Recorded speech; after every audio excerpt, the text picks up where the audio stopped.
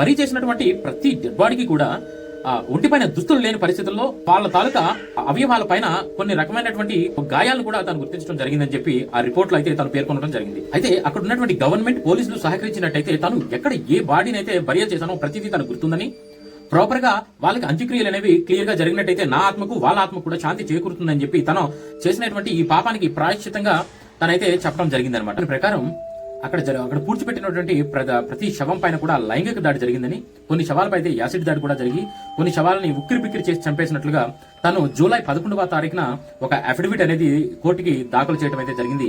Affidavit తో పాటు కొన్ని ఎముకలు, కొన్ని పుర్రెలను కూడా తను తీసుకొచ్చి సబ్మిట్ చేయడం అయితే జరిగింది. అయితే దీనిపై స్పందిస్తూ మాజీ సుప్రీంకోర్టు న్యాయమూర్తి అయినటువంటి వి గోపాల గౌడ ఆయన నెక్స్ట్ కొంతమంది న్యాయవాదులు అండ్ మానవ హక్కుల సంఘాలతో కలిపి గవర్నమెంట్ ని ఒక ప్రత్యేక దర్యాప్తు బృందాన్ని అంటే సిట్ ని ఏర్పరచమని చెప్పి కోర్టుని డిమాండ్ చేయడం అయితే జరిగింది. అయితే కర్ణాటక రాష్ట్ర మహిళా కమిషన్ సభ్యులు డైరెక్ట్ గా ముఖ్యమంత్రి గారిని కలిసి గత 20 సంవత్సరాల నుండి జరిగినటువంటి మహిళల మిస్సింగ్ కేసులు, ఈ అత్యాచార కేసులు ఏవైతే ఉన్నాయో వాటిపైన ఒక ప్రత్యేక కమిటీని ఏర్పాటు చేసి దర్యాప్తు జరిపించాలని కోరడం జరిగింది.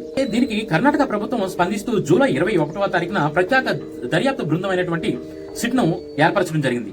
ఈ గవర్నమెంట్ ఏర్పరిచినటువంటి ఈ సిట్ ప్రత్యేక బృందం ఏదైతే ఉందో దానికి డీజీపీ మహంతి నేతృత్వం వహిస్తున్నారు. ఆయనకు తోడుగా డిఐజీ అయినటువంటి అనుచేత్, డీసీపీ సౌమ్యలత, ఎస్పీ జితేంద్ర కుమార్ దానికి సభ్యులు